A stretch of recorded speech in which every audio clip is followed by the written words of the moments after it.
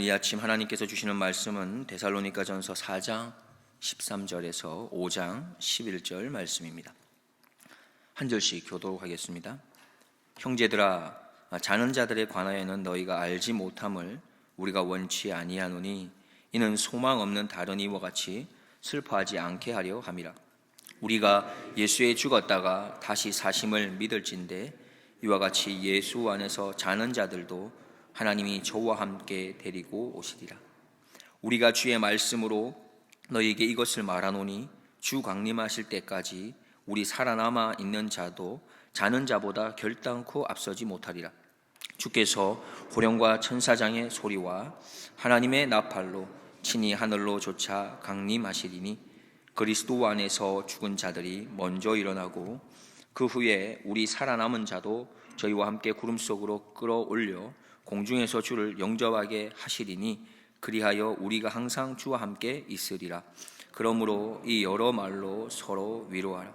형제들아, 때와 시기에 관하여는 너희에게 쓸 것이 없음은 주의 날이 밤에 도적같이 이를 줄을 너희 자신이 알미라. 저희가 평안하다 안전하다 할 그때에 잉태된 여자에게 해상 고통이 이름과 같이 멸망이 호련히 저희에게 이르리니 결단코 피하지 못하리라. 형제들아, 너희는 어두움에 있지 아니하매 그날이 도적같이 너희에게 임하지 못하리니 너희는 다 빛의 아들이요 낮의 아들이라. 우리가 밤이나 어둠에 속하지 아니하나니 그러므로 우리는 다른 이들과 같이 자지 말고 오직 깨어 근신할지라.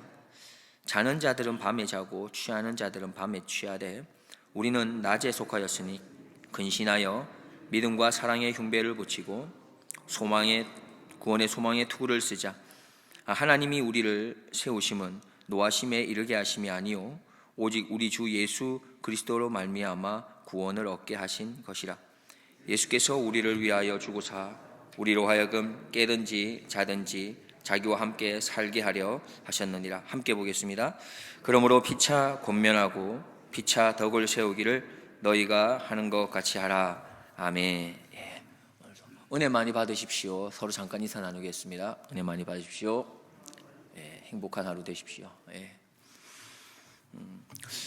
혹시 들어보셨는지 모르겠습니다. 전혀 문제가 없는 나라 있습니까? 전혀 문제가 없는 교회, 아무런 문제가 없는 가정, 이런 게 있을 수 있을까요? 없습니다. 없는 이유는 또 무엇이겠습니까? 왜 문제가 있는 것일까요? 그것은 바로 사람에게 문제가 있기 때문이죠. 성경에서 잘 말씀하고 있습니다. 바로 내가 문제가 있기 때문인 것이죠. 그래서 나라도 사회도 교회도 가정도 그래서 문제가 있는 겁니다. 왜 그렇습니까? 우리가 알 수 있는 게 죄밖에 없기 때문에 그렇죠. 그런데 너무 감사한 것은 그런 죄 가운데 버려두지 않으시고 이 죄 문제를 해결할 수 있는 유일한 길을 우리에게 선물로 주셨다는 것, 그것이 가장 귀하고 복된 소식입니다. 그게 복음이죠. 바로 예수 그리스도이십니다. 예수님의 임재가 있고 예수님의 통치가 있으면 나라도 사회도 교회도 가정도 문제가 없습니다. 이 부분은 우리가 확신해야 되는 것이죠. 예수님의 통치가 있어서 문제가 없는 가정, 또 문제가 없는 우리의 교회가 되기를 주님의 이름으로 축복합니다. 바울은 디모데를 통해서 이 데살로니가 교회에 대해서 소식을 전해 듣게 됩니다. 그리고 편지를 쓰게 되죠. 좋은 소식을 들었다고 우리가 새벽 제단을 쌓으면서 계속 이야기를 들었습니다. 그런데 좋은 것만 있었겠습니까? 당연히 데살로니가 교회도 여러 사람이 모이는 교회였고 문제가 분명히 있었죠. 그 중에서 데살로니가 교회가 안고 있었던 두 가지의 신앙에 관한 질문들을 이야기하고 있습니다. 교회에도 사람이 모이는 곳이라 문제가 있을 수밖에 없지만 이왕이면 데살로니가 교회와 같이 신앙적인 고민, 신앙적인 질문으로 문제가 있다면 오히려 괜찮지 않겠습니까? 우리들의 문제, 우리들의 질문도 세상적인 것보다는 신앙적인 것이면 더 좋지 않을까 싶습니다. 첫 번째 질문을 살펴보면 이렇습니다. 먼저 죽은 성도들의 운명은 어떻게 되는 것입니까? 지금 무덤 속에 있는 이 그리스도인들의 운명은 도대체 어떻게 됩니까? 이것이 질문이었고, 두 번째 질문은 장차 이루어질 종말에 대한 질문이었습니다. 첫 번째 질문, 먼저 죽은 성도들의 운명에 대한 것인데, 데살로니가 교회 성도들은 주님의 재림 이전에, 주님이 오시기 전에 죽은 성도들이 어떻게 되는지 참 궁금했습니다. 그들은 살아있는 자만 주님의 재림 때 주님과 함께 그렇게 복을 누리고, 이미 죽은 자들은 그런 복을 누릴 수 없는 건 아닌가, 이런 생각을 가진 것이죠. 바울이 떠난 후에 데살로니가 교회 성도들은 먼저 죽은 성도들에 대한 그 운명이 의구심과 불안함을 품게 되었던 겁니다. 물론 바울이 이 부분에 있어서 그리스도의 재림과 성도의 부활에 있어서 가르쳤던 것은 분명할 것입니다. 그러나 3주라고 하는 기간 동안만 머물렀기 때문에 그 가르침이 참으로 부족했다는 걸 우리가 알 수 있는 것이죠. 더 나아가서 당시에 데살로니가 교회, 데살로니가에 있었던 죽은 자에 대한 운명에 대해서 논했던 데살로니가에 있는 그 신화들과 헬라 전통이 또한 그들의 마음에 불안함과 의구심을 더욱더 부추기고 있게 되었습니다. 왜냐하면 당시에 데살로니가 교회에 있었던 성도들도 소망은 산자를 위한 것이다, 죽은 자는 소망이 없다라고 하는 이 테오크레토스의 격언을 잘 알고 있었기 때문입니다. 그 당시에 이것을 다 그냥 그렇게 믿었던 것이죠. 받아들였던 것이죠. 소망은 산자를 위한 것이다, 죽은 자는 소망이 없다. 우리가 알고 있듯이 당시에 예수님께서는 곧 오실 것이다라고 그렇게 말씀하고 승천하셨잖아요. 그래서 종말에 대한 간절함들이 있었습니다. 그런데 시간이 점점 흐르면서 순교자들이 나오기 시작합니다. 그리고 곧 오신다고 하는 예수님의 재림은 점점 늦어지기 시작하죠. 그래서 그들의 마음에서 이 재림을 기다렸던 이 소망함이 자꾸만 희미해지기 시작했던 것입니다. 그들은 예수님께서 재림하실 때 살아있는 자는 예수님을 맞이하지만 죽은 자들은 어떻게 되는가? 혹시 산자와는 다른 불이익을 당하는 건 아닌가? 이미 죽은 사람들도 사실 예수님에 대한 복음 때문에 죽었고 핍박받으며 죽었을 터인데, 재림 때마저도 그들에게 불이익이 당한다면 얼마나 슬픈 일인가, 이렇게 생각했던 것이죠. 더 나아가서 자신들도 결국엔 죽게 될 터인데 똑같은 운명을 겪게 되는 건 아닌가, 이런 두려움이 있었던 겁니다. 여기에 대해서 바울의 답변이 나옵니다. 13절과 14절을 우리 함께 보겠습니다. 13절 14절입니다. 형제들아, 자는 자들에 관하여는 너희가 알지 못함을 우리가 원치 아니하노니 이는 소망 없는 다른 이와 같이 슬퍼하지 않게 하려 함이라. 우리가 예수에 죽었다가 다시 사심을 믿을진대 이와 같이 예수 안에 자는 자들도 하나님이 저와 함께 데리고 오시리라. 예, 이렇게 말씀합니다. 너희가 예수 그리스도가 십자가에서 죽으시고 3일 만에 부활하셔서 살아나신 것을 너희가 다 알고 있지 않느냐? 이게 사실이지 않느냐?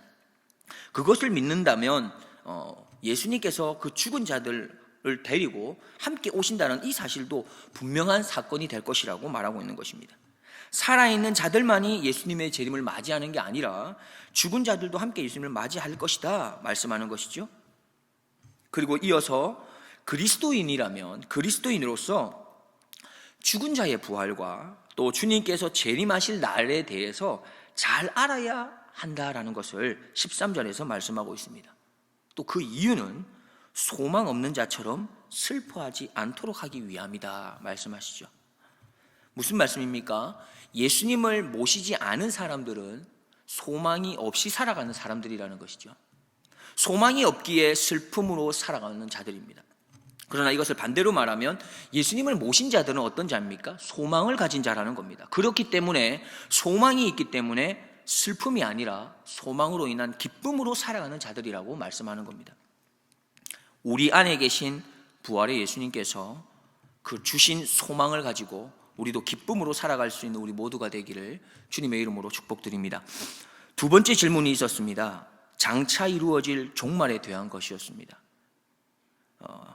5장 2절과 3절 말씀을 같이 보겠습니다. 주의 날이 밤에 도적같이 이른 줄을 너희 자신이 자세히 알미라. 저희가 평안하다 안전하다 할 그때에 잉태된 여자에게 해산 고통이 이름과 같이. 그렇습니다. 예, 여기까지만 볼게요.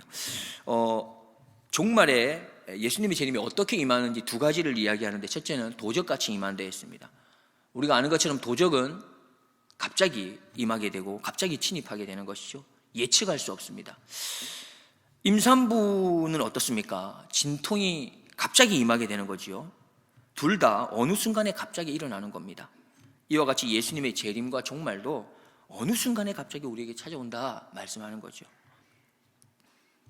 그리고 또 이 두 가지 이야기에는 차이점도 있습니다. 둘 다 갑자기 일어나는 일이긴 하지만 도둑의 침입이라는 것은 전혀 예상할 수 없는 것이지만, 이 진통이라는 것은 어떻습니까? 아기를 가졌다라고 한다면 언제쯤 되면 진통은 있을 거다라는 걸 우리가 예측할 수는 있는 것이죠. 그러나 임신하게 되면 무엇은 피할 수가 없습니까? 진통은 피할 수가 없는 것입니다. 그래서 정리하면 이렇습니다. 그리스도의 재림은 밤에 도둑의 침입같이 예기치 못하는 것이며, 임산부의 진통과 같이 피하려고 해도 피할 수가 없는 것입니다. 즉, 첫 번째 경우는 아무런 경고가 없는 것이라면, 두 번째의 경우는 피할 수 있는 길이 없다는 것입니다. 그것이 그리스도의 재림이라는 것이죠. 그래서 어떤 교수님께서는 이렇게 말했습니다. 모든 인류에게 임하게 될 예수님의 재림을 멸망의 급작성과 필연성이라고 말했습니다. 다시 말하면 어느 누구도 최후의 심판의 자리가 언제 임하게 될지 알 수 없다는 것이며, 어느 누구도 그 심판의 자리를 피할 수 없다는 것이죠. 그런데 이 놀라운 사실보다 더 놀라운 사실이 있습니다. 예수님의 재림으로 인해서 나타나게 되는 이 급작성과 필연성이 예수 그리스도를 구주로 믿는 우리들, 그리스도인에게는 그대로 다가오지는 않는다는 것입니다. 재림이 언제 임할 것인지에 대한 그 두려움이 없게 되는 것이고, 필연적으로 맞이할 수밖에 없는 이 심판이라고 하는 자리에 대한 부담감 또한 없게 되는 것이죠. 바울은 지금 데살로니가 교회 성도들이 주님을 믿기에 갑작스러운 재림이 그들에게 일어날 수 없다고 말씀하고 있는 겁니다. 물론 예수 그리스도를 구주로 고백하는 우리에게도 마찬가지죠. 말씀 보겠습니다. 5장 4절과 5절 말씀입니다. 거기에서 우리가 어떻게 그럴 수 있는지 한번 찾아보겠습니다. 형제들아, 너희는 어두움에 있지 아니하매 그날이 도적같이 너희에게 임하지 못하리니, 너희는 다 빛의 아들이요 낯의 아들이라. 우리가 밤이나 어두움에 속하지 아니하나니 했습니다. 자, 예수님의 재림이 데살로니가 교회 성도들에게 있어서 도적같이 임하지 못하는 이유는 무엇입니까? 그들이 어두움에 있지 않기 때문이다 말씀합니다. 너희는 빛의 아들이며 낮의 아들이기 때문이다 말씀합니다. 그러면 어떻게 해서 그들은 그렇게 어두움에 있지 않고 빛의 아들과 낮의 아들로 살아갈 수 있었던 것일까요? 세상의 많은 종교인들이 어떻게 하면 어두움이 아닌 빛으로 살아갈 수 있을까? 많이 부단히 노력하면서 살아가는 자들이 많습니다. 그래서 선을 행하고 좋은 일을 하며 남을 도우며 그렇게 빛으로 살아가려는 사람들이 많이 있습니다. 그러면 그러한 사람들이 바로 빛의 아들이며 낯의 아들입니까? 우리는 사실 우리 자신의 모습만 잘 들여다보아도 정확하게 알 수 있는 게 있습니다.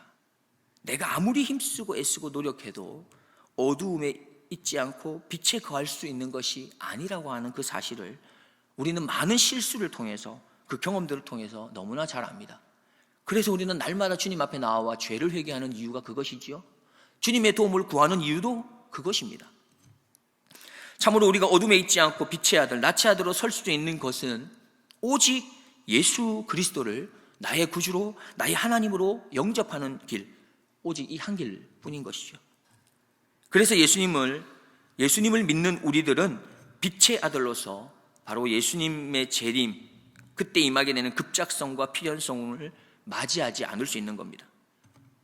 예수님께서 말씀하신 종말의 때를 조급하지 않게 미리 준비하면서 그렇게 맞이할 수 있는 것이죠. 피할 수 없는 재림이지만 그 때를 준비되지 않은 자처럼이 아니라 두렵고 떨림으로가 아니라 감사와 기쁨으로, 그리고 기다림으로 맞이할 수 있는 자가 되는 것입니다. 계속해서 말씀을 이어가고 있는데, 예수님을 영접할 수 있게 하는 그 믿음을 선물로 받아서 빛의 아들과 낯의 아들이 된 우리들에게 예수님의 재림의 때를 우리가 어떻게 기다리면서 무엇을 해야 하는지 말씀하고 있습니다. 6절 말씀 우리가 같이 또 한번 보겠습니다. 그러므로 우리는 다른 이들과 같이 자지 말고 오직 깨어 근신할지라 했습니다. 여기서 깨어 근신할지라 이 말씀을 개역개정에 보면 깨어 정신을 차릴지라 말씀하고 있습니다. 여러분, 정신을 차리는 게 무엇이겠습니까? 제가 몇 가지 찾아봤는데 잃었던 의식이나 어떤 기운들을 다시 가다듬는 것, 이게 정신을 차리는 겁니다. 잘못이나 실패의 원인을 알고 그걸 뉘우치며 돌이키는 것, 이게 정신 차리는 거죠. 무엇이 옳고 그른지를 분별해서 돌이킬 줄 아는 것, 이게 정신을 차리는 겁니다. 그러면 오늘 본문에서 어떤 부분에 그렇게 근신하여 정신을 차려야 하는가, 그것을 또한 말씀하고 있습니다. 우리 5장 8절 그리고 11절 그리고 4장 18절 말씀을 이어서 이렇게 보겠는데, 제가 읽어드리겠습니다. 우리는 낮에 속하였으니 근신하여 믿음과 사랑의 흉배를 붙이고 구원의 소망의 투구를 쓰자. 그러므로 피차 권면하고 피차 덕을 세우기를 너희가 하는 것 같이 하라. 4장 18절입니다. 그러므로 이 여러 말로 서로 위로하라 했습니다. 첫 번째는 믿음과 사랑의 흉배를 붙이는 것이, 여기에 정신을 차려야 된다는 겁니다.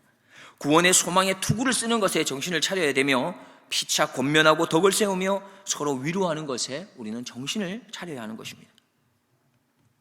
우리가 정신을 바짝 차릴 것은 바로 믿음과 사랑의 흉배를 가슴에 붙이는 겁니다. 자, 믿음과 사랑의 흉배는 두 개가 아닙니다. 믿음의 흉배, 사랑의 흉배, 이렇게 두 개가 있는 게 아닙니다.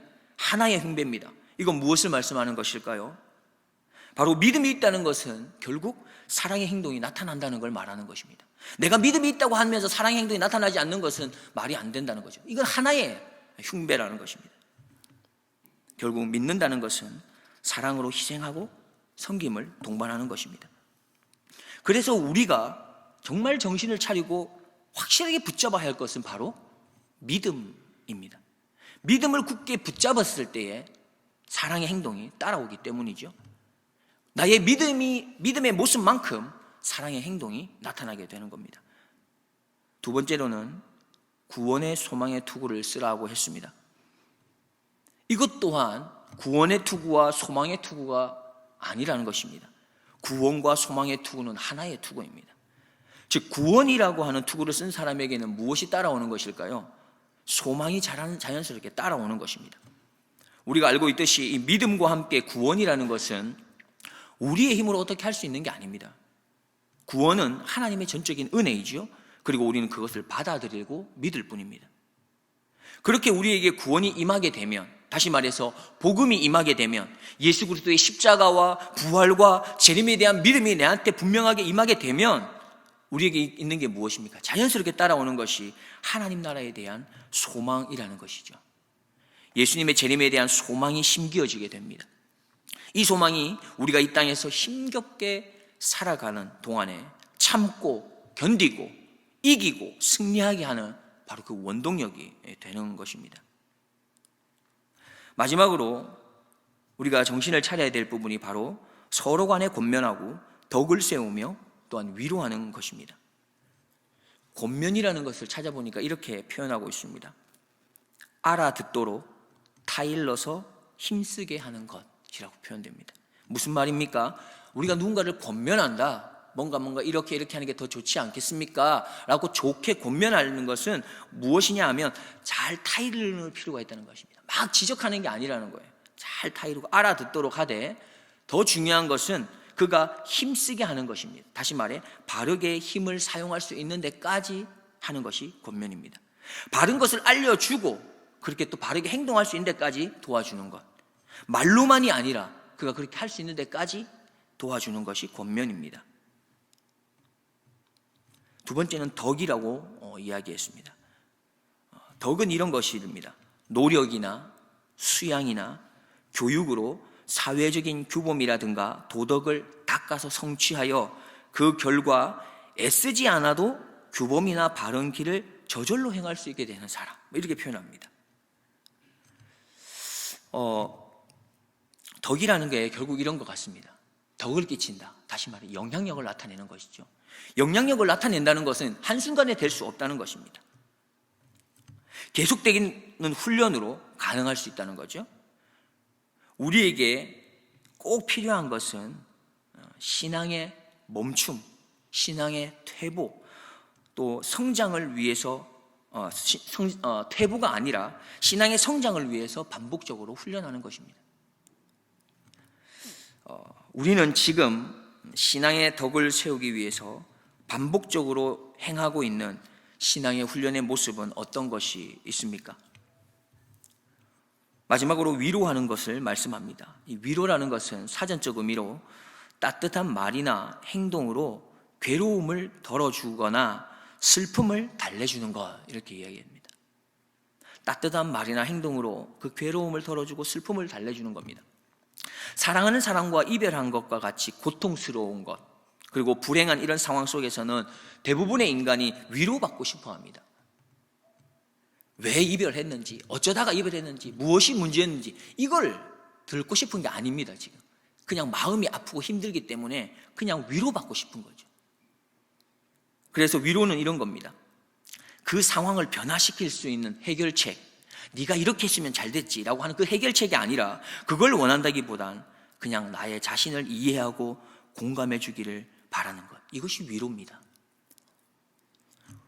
우리는 서로 위로하는 것에 참으로 힘을 써야 할 필요가 있습니다.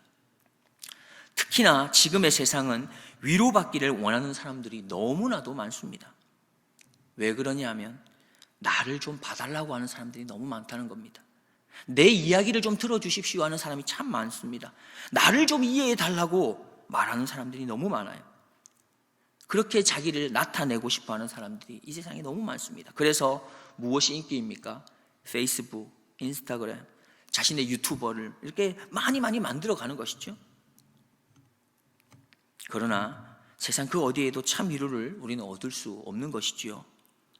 요한복음 14장 26, 27절을 보면 보혜사 곧 아버지께서 내 이름으로 보내실 성령 그가 너희에게 모든 것을 가르치시고 내가 너희에게 말한 모든 것을 생각나게 하리라. 평안을 너희에게 끼치노니 곧 나의 평안을 너희에게 주노라. 내가 너희에게 주는 것은 세상이 주는 것과 같이 아니하리라. 너희는 마음에 근심하지도 말고 두려워하지도 말라. 마태복음 11장 28절에 수고하고 무거운 짐진 자들아 다 내게로 오라. 내가 너희를 쉬게 하리라 했습니다. 예수 그리스도 안에서만 참 위로를 우리는 얻을 수 있습니다. 예수 그리스도 안에 있는 자만이 참 위로를 또한 줄 수도 있는 것이죠. 말씀을 정리해 보겠습니다. 예수님을 구주로 믿는 자들에게는 예수님의 재림이 갑자기 도적을 맞이하거나 준비 없이 임산부의 그 진통을 맞이하는 것과 꼭 같지는 않다라는 것입니다. 왜냐하면 우리는 예수 믿는 자들은 어두움에 속하지 않은 빛의 아들이기 때문입니다. 빛의 아들들은 또한 깨어 정신을 차리고 있기 때문이지요. 어디에 정신을 차린다고 했습니까? 선물로 받은 그 믿음을 가지고 사랑의 행동을 하는 데에 깨어 있는 것입니다. 구원이라는 그 은혜에 감사한 마음을 가지고 세상에서 그 신앙의 걸음을 하나님 나라에 대한 소망을 가지고 그렇게 깨어 있는 것이죠. 무엇보다 서로 하나님의 말씀을 권면하고 덕을 세우기 위해 꾸준히 신앙의 훈련에 전념하면서 서로를 있는 모습 그대로 받아주는 위로하는 일에 깨어있는 그런 빛의 자녀들이기 때문입니다. 바로 우리 모두가 그런 빛의 자녀들임을 알고 하나님이 주시는 복을 기대하며 살아갈 수 있는 복된 하루가 되기를 축복드립니다. 여호와는 내게 복을 주시고 너를 지키시기를 원하며 여호와는 그 얼굴을 내게 비추사 은혜 베푸시기를 원하며 여호와는 그 얼굴을 내게로 향하여 드사 평강 주시기를 원하노라 할지니라 하라. 하나님 아버지 감사합니다. 오늘도 저희들을 말씀의 자리 또한 하나님과 이야기하고 하나님께 우리의 마음을 나타낼 수 있는 기도의 자리로 인도하여 주셔서 참으로 감사드립니다. 하나님 원하옵기는 분명히 예수 그리스도께서 이 땅에 다시금 재림하신다고 말씀하셨는데 우리의 신앙의 걸음, 믿음의 걸음이 점점 더 연약해감을 주님께 고백합니다. 주여 도와주시고 우리 안에 예수님의 다시 오심에 대한 종말의 신앙, 재림의 신앙을 회복하고 살아갈 수 있도록 도와주옵소서. 하나님, 어둠에 속한 자가 우리는 아니라고 이미 선포해 주셨습니다. 예수 그리스도를 믿음으로 고백하고 구주로 따르는 자들에게는 빛의 아들로, 낮의 아들로 삼아 주셨다고 이미 말씀해 주셨습니다. 하나님, 우리가 그것을 확실히 믿고 정말로 그 믿음에 따라 사랑의 행동을 하게 하시며 구원에 따라 또한 우리에게 허락해 주신 귀한 걸음을 믿음으로 잘 걸어갈 수 있도록 은총 베풀어 주시옵소서. 오늘도 빛으로 또한 낮으로 합당한 자녀로 살게 하여 주신 우리 구주 예수 그리스도의 이름으로 기도드립니다. 아멘.